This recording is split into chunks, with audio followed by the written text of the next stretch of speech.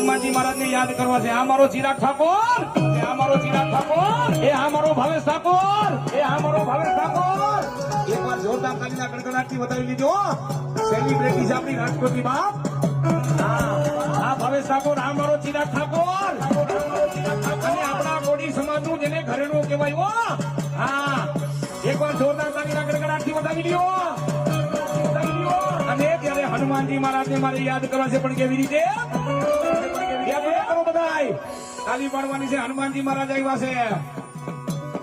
ओ मेरी झोपड़ी के भाग सारे खुल जाएंगे, राम आएंगे.